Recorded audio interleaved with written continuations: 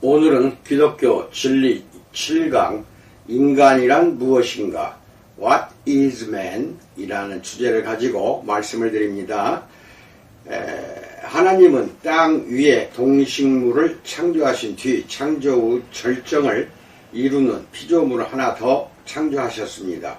창세기 1장 27절로 28절에서 하나님이 자기 형상 곧 하나님의 형상대로 사람을 창조하시되 남자와 여자를 창조하시고 하나님이 그들에게 복을 주시며 그들에게 이르시되 생육하고 번성하여 땅에 충만하라. 땅을 정복하라.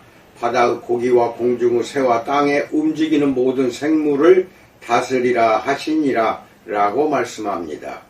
하나님이 우리를 창조하신 이유는 무엇이 부족하거나 필요해서가 아니었습니다. 하나님은 외롭지도 않았고 하나님께 찬양을 바치거나 영광을 돌릴 누군가 내지 무엇인가를 필요로 하지도 않았습니다. 그러나 하나님은 우리를 창조하시기로 작정하셨고 우리는 하나님께 영광을 돌리는 존재입니다. 이사야 43장 7절에서 하나님은 말씀하십니다. 무릇 내 이름으로 일컫는 자 곧 내가 내 영광을 위하여 창조한 자를 오게 하라 라고 말합니다. 이 사실은 우리 삶의 의미를 부여하는 것이지만 우리가 그 의미를 이해하지 못하면 공허하고 무의미하게 보일 수도 있습니다. 하나님께 영광 돌린다는 말은 하나님께 큰 영예와 찬양을 드린다는 뜻입니다. 우리는 여러 가지로 이 일을 할 수 있습니다. 첫 번째, 하나님의 영광을 위해 창조된 존재에 대해서 알아봅니다. 우리는 하나님의 영광을 위해 창조되었기 때문에 우리 인생의 궁극적인 목적은 하나님의 영광을 위해 사는 것이어야 합니다. 하나님께 영광 돌리는 일은 우리 삶의 목적과 의무를 부여합니다. 또 우리에게 우리 모두가 바라는 삶 속의 기쁨을 가져다 줍니다. 하나님께 영광 돌리는 일은 예수님께서 다 말씀하신 다음과 같은 생명에 속하는 것입니다. 요한복음 10장 10절에서 내가 온 것은 양으로 생명을 얻게 하고 더 풍성히 얻게 하려는 것이라 라고 말씀합니다. 하나님을 영화롭게 하는 한 가지 방법은 하나님을 즐거워하는 것입니다. 다윗의 말처럼 시편 16편 11절에서 주의 앞에는 기쁨이 충만하고 주의 우편에는 영원한 즐거움이 있나이다 라고 말합니다. 충만한 기쁨은 하나님을 알고 하나님을 기뻐하는 일에서 찾을 수 있습니다. 그렇게 할 때 우리는 하나님이 바라시며 우리가 하나님께 드리기를 소망하는 영광을 하나님께 드리게 됩니다. 그 가운데 우리는 하나님이 우리로 인하여 기쁨을 이기지 못하여 하시며 우리로 인하여 즐거이 부르며 기뻐하시는 모습을 보게 될 것입니다. 스바냐서 3장 17절. 두 번째, 하나님의 형상으로 창조된 존재에 대해서 알아봅니다.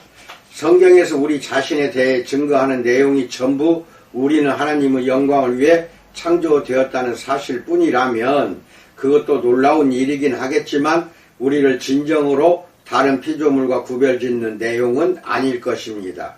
왜냐하면 시편 19편 1절에서 하늘이 하나님의 영광을 선포하고 궁창이 그 손으로 하신 일을 나타내기 때문입니다. 그러나 비길 데 없는 인간의 가치는 우리가 하나님의 형상대로 창세기 1장 27절 지음받은 유일한 피조물이라는 사실에서 나옵니다. 하나님의 형상대로 지음받은 피조물인 우리는 하나님을 닮도록 지음받았습니다. 그러므로 우리는 하나님에 대해 더 많이 이해할수록 우리 자신에 대해서도 더 많이 이해하게 됩니다. 또 우리는 우리 자신에 대해 더 많이 이해할수록 하나님에 대해서도 더 많이 이해하게 됩니다. 예컨대 우리는 옳고 그름에 대한 타고난 의식을 가지고 창조된 도덕적인 피조물입니다. 더구나 우리는 단순히 육신적인 피조물이 아니라 영적인 피조물입니다. 이는 우리가 어느 정도 영이신 하나님을 닮았다는 뜻입니다. 우리의 영은 하나님의 본성을 반영하는 것이며 하나님과 인격적으로 관련을 맺게 해주는 것입니다. 또 다른 예를 들자면 생각을 하고 정보를 처리하는 우리의 능력은 하나님의 지식을 반영하는 것입니다. 또 우리가 남들과 관계를 맺는 능력은 공동체를 지향하는 욕구와 더불어 삼위일체 내에서의 하나님의 온전한 교제를 반영하는 것입니다.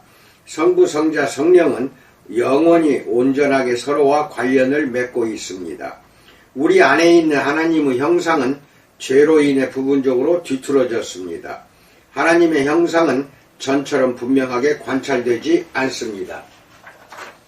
성경은 인간이 아직도 하나님의 형상대로 지음을 받은 야고보서 3장 9절 존재라고 분명히 밝히지만 그 형상은 죄로 더럽혀져 원래 의도된 대로 모습을 다 보여주지 못합니다. 예컨대 죄는 우리의 도덕적 판단력을 왜곡시키고 우리의 생각을 흐려놓으며 타인과의 교제를 방해합니다. 복음이란 곧 하나님의 형상이 회복되어 가고 있다는 것입니다. 하나님은 우리 예수님의 삶과 죽음과 부활을 통해 당신의 자녀들을 보이지 아니하시는 하나님의 형상인 그 아들의 형상을 본받게 하기 위하여 로마서 8장 29절 구속하셨습니다. 바울은 자기와 같은 그리스도인들이 새 사람을 입었으니 이는 자기를 창조하신 자의 형상을 조차 지식에까지 새롭게 하심을 받는 자라고 골로새서 3장 10절에서 말합니다. 여기 이 땅에 있는 동안 우리는 그리스도와 같은 형상으로 화하여 영광으로 영광에 이른다고 고린도후서 3장 18절에서 말합니다. 세상 끝날에 하나님의 모든 자녀는 그 아들 예수 그리스도와 같아질 것입니다. 고린도전서 15장 49절에서 우리가 흙에 속한 자의 형상을 입은 것 같이 또한 하늘에 속한 자의 형상을 입으리라 라고 말합니다. 그리스도는 완벽한 의미에서 하나님의 형상입니다. 고린도후서 4장 4절. 예수님 안에서 우리는 원래 의도된 하나님의 형상을 봅니다. 또 예수님 때문에 우리는 결국 원래 우리에게 의도된 바대로 하나님의 형상을 반영하도록 변화될 것입니다. 세 번째, 하나님의 형상을 지닌 피조물로서의 의무에 대해서 알아봅니다. 하나님의 형상대로 지음받은 피조물인 우리는 또한 지상에서 하나님의 대리인이 되도록 지음받았습니다. 자기의 통치 영역을 보여주기 위해 온 왕국 안에 예컨대 동상, 초상화 등의 자기 형상을 설치해 두는 한 왕처럼 하나님도 온 세상에 자기 형상을 두셨습니다.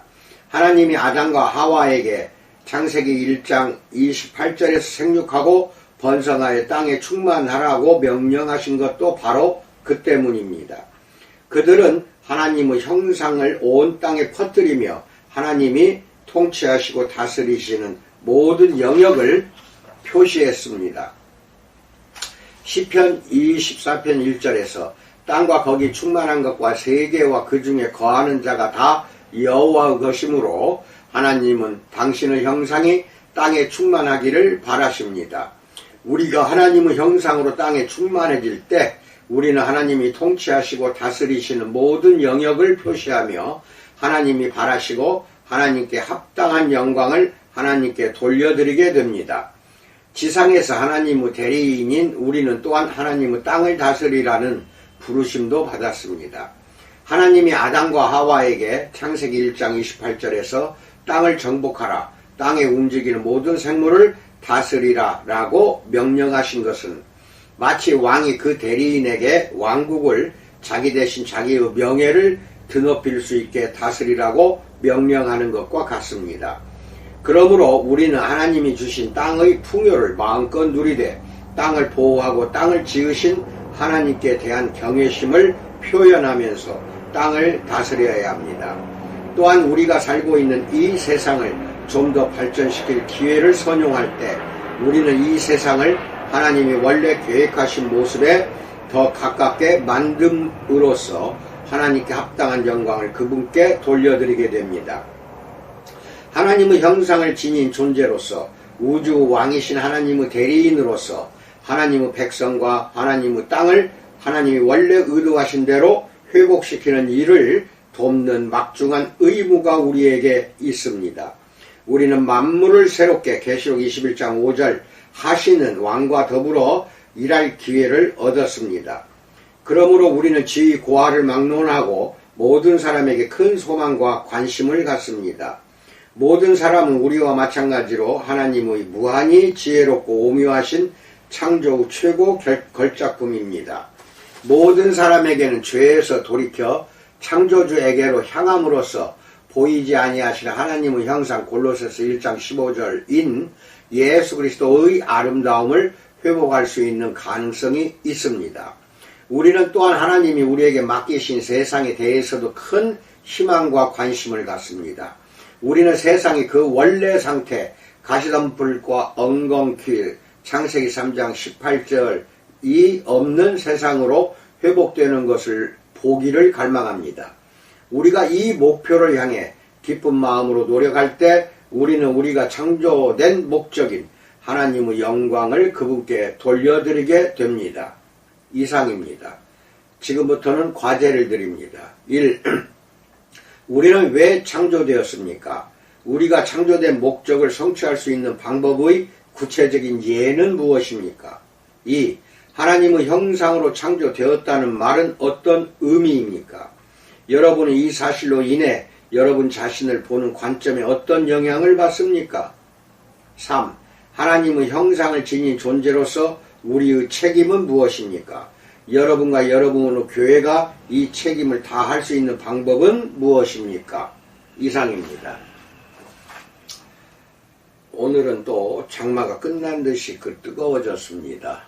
무더운 여름날 지치지 않도록 건강 잘 보호하시고 코로나 참으로 주의하시기 바랍니다. 즐겁고 기쁜 하루가 되기를 주님의 이름으로 축원드립니다. 감사합니다.